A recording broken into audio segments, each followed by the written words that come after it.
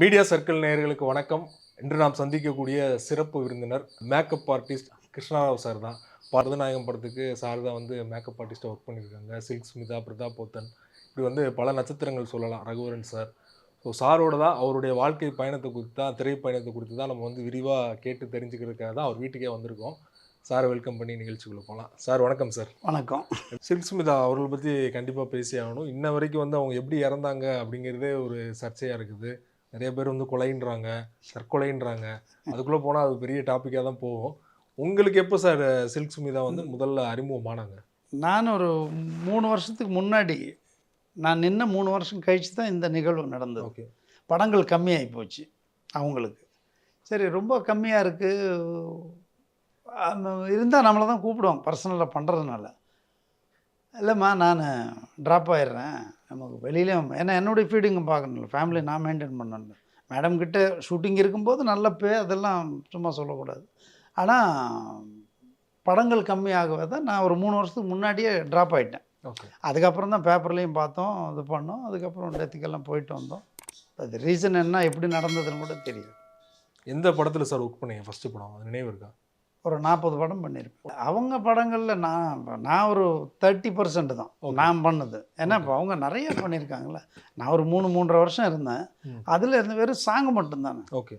Character ஒரு நாள் இருக்கும், 3 நாள் சாங்கு, ஒரு நாள் சீனு, 4 நாள் தான் படத்துக்கு. 4 நாள், ஒரு 4 நாள் போயிட்டு வந்தோம்னா ஒரு 1 வீக் கேப் இருக்கும், அடுத்தது ஒரு நாள், இப்படி தான் போச்சு நான் இருக்கிற பீரியடில். அதுக்கப்புறம் அதுவும் கம்மியாச்சு.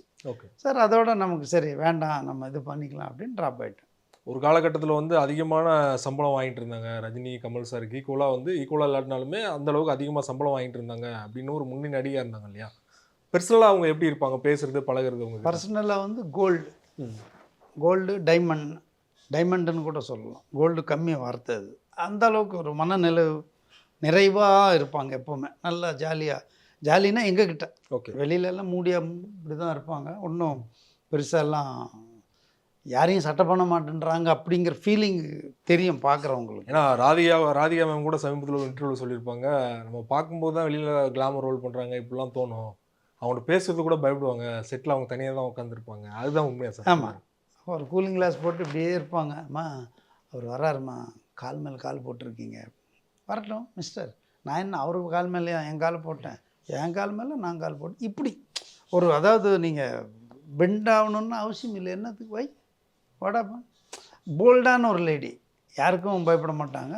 அவங்க வேலை பர்ஃபெக்டாக பண்ணுறாங்க. அவங்கக்கிட்ட ஒரு நிறைய விஷயங்கள் கற்றுக்கிட்டதுல முக்கியமான ஒரு விஷயம்னா, அவங்க கேரக்டர் சொல்லிட்டிங்கன்னா அந்த காஸ்ட்யூம் அவங்களே பர்ச்சேஸ் பண்ணுவாங்க. ஓகே. செலக்ட் இல்லை, அவங்க தான் பர்ச்சேஸ் பண்ணிடுவாங்க. அவங்களே பர்ச்சேஸ் பண்ணி. ஜெபமணின்னு ஒரு காஸ்ட்யூம் டிசைனர் இருக்கார். அவர்கிட்ட ஏதோ ஒரு புக்கில் பார்த்து எனக்கு இந்த மாதிரி வேணும், இப்படி வேணும், அப்படி வேணும், ஃபைனல் அவுட்புட் பார்த்தா வேறு லெவலில் இருக்கும். காஸ்டியூம் டிசைனர் கூட அப்படி பண்ணியிருக்க முடியாது. ஆமாம். அவங்களோட கலர் சூஸ் பண்ணுறது ஃபென்டாஸ்டிக்காக பண்ணுவாங்க. அதில் மாற்றுக்கிறதே கிடையாது. இப்போ எங்களுக்கு என்ன, நம்ம இத்தனை வருஷமாக இருக்கோம், இவ்வளோ ரசனை இருந்தால் மட்டும்தான் அது அந்த மாதிரி போக முடியும். இந்த பாட்டம் ஒரு கலராக இருக்கும், டாப் ஒரு கலர், யூஸ்வலாக தான் பண்ணுவாங்க. அது மேலே எம்போசிங் வந்து வேறு மாதிரி. இந்த இடத்துல எனக்கு ஒர்க்கு வேணும், இப்படி இங்கே வந்து இது வேணும், ஆமாம் அந்த மாதிரி இங்கே வராதுமா, இந்த பக்கம் தான் வரும்.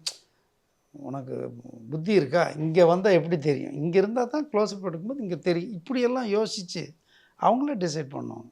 ஓகே. இந்த மாதிரி வேணும், டைரக்டர்கிட்ட காட்டு, இந்த மாதிரி சொன்னாங்க மேடம்னு சொல்லி, ஓகேன்னா நீ ரெடி பண்ணிடு, இன்னும் என்கிட்ட இதை பற்றி பேச வேண்டாம், நீ அங்கே பேசிக்க அப்படின்றவாங்க. அது அந்த விஷயத்தில் ரொம்ப நிறைய கற்றுக்கிட்டேன் நான் அவங்கக்கிட்ட. ரொம்ப பியூட்டிஃபுல்லாக இருக்கும். யாரையும் சட்டை பண்ண மாட்டாங்க, தனியாக தான் இருப்பாங்க, பெருசாக பேச மாட்டாங்க. வெளியிலேருந்து பார்க்குறது அவங்கள பற்றின ஒரு இமேஜ் வேறு.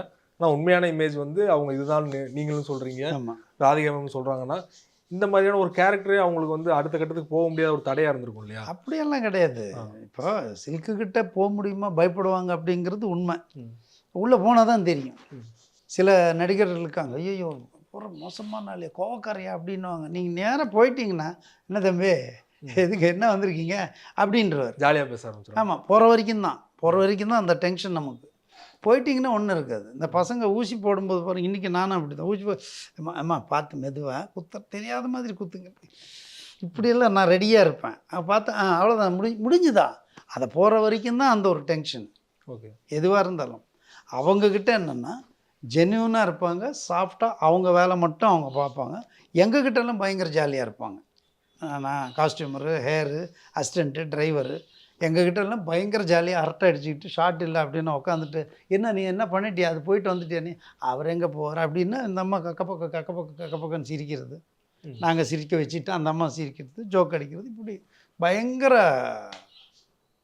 பியூட்டிஃபுல்லான ஒரு ஜாலியான ஒரு கேரக்டர். அங்கே போகும்போது அப்படியே மாறிடுவாங்க. நம்மளும் அந்த வேலைக்கு ஏற்ப அந்த இடத்துல அவங்களுக்கு ஒரு கம்ஃபர்ட்டா இருக்கவங்க கூட நல்லா ஜாலியா பேசுவாங்க. எல்லாரும் கூட எப்படி பேச மாட்டாங்க. இருக்க மாட்டாங்க. ஓகே. அவங்கள பத்தி நிறைய அந்த லவ்லாம் சொன்னாங்க. இவங்க இவ்வளவு லவ் பண்ணாங்க, அவங்கள லவ் பண்ணாங்க. லவ் அந்த அளவுக்குலாம் எங்களுக்கு வேலை இல்லை. ஷூட் எல்லாம் ஜாலியா நீங்க பர்சனலா பேசுவீங்கன்னு சொன்னாங்க. அது அந்த மாதிரி எதுவும் சொல்லுங்க. அந்த அன்னைக்கு ஒர்க்குன்னா மிஸ்டர் அப்படின்னுவாங்க. என்ன கிருஷ்ணா எப்பயாவது ஒரு வாட்டி தான் மிஸ்டர் ஹைதராபாத் போகிறோம், அங்கே 3 நாள் சாங்கு, அப்புறம் சீன் ஏதோ சொன்னாங்க, அது ஒரு 3 நாள் வேணுன்றாங்க, சாருக்கிட்ட கேட்டு அந்த டேட்ஸ் என்னன்னு மட்டும் பாருங்கள் அப்படி, அவ்வளோதான். பர்சனல் விஷயம் எதுவும் நம்மக்கிட்ட வந்ததில்லை. ஓகே.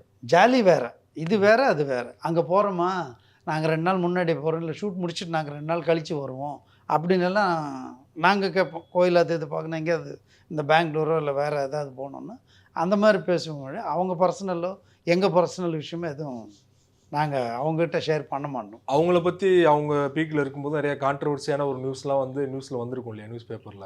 அதை பற்றிலாம் அவங்ககிட்ட ஷேர் பண்ணுவாங்க, ரியாக்ட் பண்ணுவாங்களா ஏதாவது, இல்லை அதெல்லாம் கடந்து போயிடுவாங்க? அவங்க எல்லாம் போடுவாங்க, என்னம்மா பேப்பரில் இந்த மாதிரிலாம் போட்டிருக்காங்க அப்படின்னு அவர் காஸ்டியூமர் சொல்லுவார். அவங்களுக்கு என்ன வேலை இருக்குது, அவங்க டைம் பாஸ் பண்ணணும், பேப்பரில் ஃபில்லப் பண்ணணும்னு அவங்க பண்ணுவாங்க. மிஸ்டர் வேலை பாரு மிஸ்டர் அப்படின்னு சிம்பிளாக எடுப்பாங்க. அடவே அப்படின்ற மாதிரியே இருக்கலாம். இல்லைங்கிறது அவங்களுக்கு தெரியும்ல. நீ உண்மை என்ன, ஃபில்லிங் த பிளாங்க்ஸ், கேப்ஸு சைலண்ட்டாக இருக்குது, அந்த இடத்துல ஏதாவது பின்னணி இசையை கொடுக்கணும். அந்த மாதிரி ஃபில்லிங் த பிளாங்க்ஸை தவிர உண்மை அது இல்லையே. அது அவங்களுக்கு தெரியும். அதனால தான் அதை பற்றி இது பண்ண மாட்டாங்க. ஃபேமிலி யாராவது கூட வருவாங்களா, அவங்க தனியாக தான் ஷூட்டிங் ஸ்பாட்லாம் வர்றது? அவர் டாக்டர் வருவார் ஒரு சில நேரம். ஓகே. இல்லைன்னா நான் இருப்பேன் கூட. அவங்களுக்கு தனி இது, நாங்கள் ஹேரு, மேக்கப், அசிஸ்டண்ட்டு, காஸ்டியூம் எல்லாம் நாங்கள் தனியாக இருப்போம். அவங்க கூட போகிறது ஒரு ஆள், அது நான் தான் அதிகபட்சம் போவேன். ஒரு சில நேரம் ஹேர் ட்ரெஸ்ஸர் அனுப்புவேன். ஃப்ளைட்டில் போகிறது இங்கேருந்து பெங்களூர், ஹைதராபாத் அந்த மாதிரி. இங்கே லோக்கல் ஷூட்டிங்னு யாரும் இருக்க மாட்டோம், தனியாக வந்து தனியாக இது பண்ணுவோம். ஓகே. அவங்க இறந்ததை கேள்விப்பட்டோன்னே உங்களுக்கு எப்படி இதாச்சு? இந்த கம்மியான வயசில் இறந்தாங்க, சாதாரண விஷயம் இல்லையே. ஃபீல் பண்ணாமல் எப்படி இருக்கும். ரகு இறந்ததுக்கும் அப்படி தான் ஃபீல் பண்ணோம், பிரதாப் போத்தன் சார் அப்படி தான் ஃபீல் பண்ணோம். நம்ம அவங்ககிட்ட சாப்பிட்ருக்கோம் இல்லையா, வேலை செஞ்சுருக்கோம் இல்லையா, அந்த பற்றுன்றது ஒன்று இருக்கும்ல. பேசிக்கிறோம், ஒரு திடீர்னு ஒரு நாள் பேசாமல் இருப்போம், ஏதோ சின்ன சின்ன சண்டை சகதிகள், அது காமனாக வர்றது. அவன் பண்ணது சார் என்ன அடிச்சிருவாங்க, இல்லை என்ன திடீர் அவன் பயத்தில் அவன் வளர்றது, அதுக்கு இல்லைம்மா போனான் அவன் தான் மிஸ்டர் நீ தான் வந்து எல்லாரையும் போட்டு கெடுத்து வச்சுருக்கான். ஆமாம்மா நான் தான், அது விடுங்க அவன் பயந்துக்கிட்டு போயிட்டுருக்கான் பயத்தில், நீங்கள் ஏதோ பண்ணிடுவீங்க அப்படின்னு அதெல்லாம் சமாதானப்படுத்தணும். அதெல்லாம் இனிமேல் அது இருக்காது அப்படிங்கிறது வேற இல்லை. அவங்க உயிரோடு இருந்திருந்தா நம்ம எப்போயாச்சும் மனக்கட்டு வீட்டுக்கு போயிட்டு, என்ன வணக்கம் மேடம் எப்படி இருக்கு, என்ன மிஸ்டர் என்ன பண்ணுறீங்க, அது அந்த பராமரிப்பு இருக்கும்ல, அந்த ஒரு உபசரிப்பு போனால் அந்த உபசரிப்பு இருக்கும்ல. காஃபி சாப்பிட்றியா, இல்லை எப்படி இருக்கா, என்ன இருக்கா, இல்லை மேடம் வெளியே போயிருக்காங்க, ஏதோ ஒரு தகவல் வரும்ல. அவரெல்லாம் உள்ளே விடாது அப்படின்னு யாரையும் சொல்ல மாட்டாங்க. என்னவான்னு கேளு, இல்லை சரி வர சொல்லுங்கள் என்ன வேணும் அப்படின்னு பேசி தான் இருப்போம். அங்கே இருக்கும்போது யாராவது வருவாங்க. அவர் டாக்டர் சார் பார்த்துக்குவார், மேலே இருப்பார் அவர், மட்டும் இது பெட்ரூமில் இருப்பார். பாபு யாரோ வந்திருக்காங்க, பாபுன்னு கூப்பிடுவாங்க. பாபு யாரோ வந்திருக்காங்க பாரு அப்படின்னா, கிருஷ்ணா என்னன்னு பாரு அப்படிம்பாரு. நான் டாக்டர் சார் நீங்கள் சொன்னீங்க இல்லையா, அவர் தான் இண்டஸ்ட்ரி கூட்டிகிட்டு வந்தது. ஓகே. கார்டியன் மாதிரி வினு சக்கரவர்த்தி சார் வந்ததுக்கப்புறம் அவர் தான் ஃபோட்டோஸ் எல்லாம் வச்சு போயிட்டு வந்து அந்த ஓகே டாக்டர் ராதாகிருஷ்ணன் டாக்டர் அவர் ஆக்சுவலாக. அவர் ஆனால் இண்டஸ்ட்ரிக்கு அவருக்கு சம்மந்தம் கிடையாது. ஓகே. உங்களுக்கு தோணியிருக்கா சார், நீங்கள் வந்து அவங்க இறந்ததை கேள்விப்பட்ட உடனே நம்ம வந்து கிட்டத்தட்ட 3 வருஷமாக அவங்க கூட ட்ராவல் பண்ணலை, ஒருவேளை நம்ம ட்ராவல் பண்ணியிருந்தால் இந்த மாதிரியான சிச்சுவேஷன் நடந்திருக்காது அப்படின்னு உங்களுக்கு ஏதாவது தோணி இருக்குதா? அது எப்படி, அது அவங்க ஃபேமிலி இஷ்யூஸ் என்னன்னு தெரியாது நமக்கு. நம்ம வந்துட்டும் 3 வருஷம் ஆச்சு, நேற்று தான் வந்தேன் இன்றைக்கி நடந்து போச்சு அப்படின்னா ஃபீல் பண்ணியிருக்கலாம். அது 3 வருஷம் நம்ம ட்ராவல் நம்ம போயிட்டுருக்கோம், அவங்க வழியில் அவங்க போயிட்டுருக்காங்க. அது அப்புறம் பிரச்சனைலாம் வெளில வந்தீங்களா, இல்லைனா பிரச்சனை எதுங்க, படங்கள் இல்லை. ஓகே. எத்தனை நாள் சும்மா நான் சில்க்கு பண்ணிகிட்ருக்கேன், பர்சனலாக பண்ணுறேன் அப்படின்னு வெளியில் சொல்லிகிட்டு இருக்கோம். எங்கே டப்பு, எங்கே வேலை இல்லையே, கம்மியாயிடுச்சு. மாதம் 2 சாங்கு 3 சாங்குன்னு போயிட்டு இருந்தது. 2 மாதத்துக்கு ஒரு சாங்குன்னு அந்த மாதிரி இறங்கிருச்சு. அப்போ அதே நம்பிட்டு உட்காந்துருந்தா அப்புறம் நான் என்ன பண்ணுறேன்? அது என்ன ரீசனால வந்து வேற வேற மார்க்கெட் வேற ஆள் வருவாங்க. இண்டஸ்ட்ரி மார்க்கெட்டு தானே சார் இது. இப்போ பீக்கில் இருக்கார் இவர். திடீர்னு பார்த்தா ஒரு படம் 2 படம் கம்மியாக இன்னொருத்தர் வருவார். இந்த வேரியேஷன் இருந்துகிட்டே தானே இருக்கும் சினிமாவில். அவர் ஒரு படம் கிளிக் ஆச்சுன்னா அது விட்டதெல்லாம் பிடிச்சிருவார். அதில் ஓகே. ப்ரொடியூசராக இருக்கட்டும், ப்ரொடக்ஷன் ஹவுஸாக இருக்கட்டும், 2 படம் சுமாராக தான் ஏன் போச்சு. ஆனால் இது நமக்கு நல்லா கைத்தூக்கி அப்படின்ற ஒரு ஃபீல் இருக்கும்ல. ஓகே.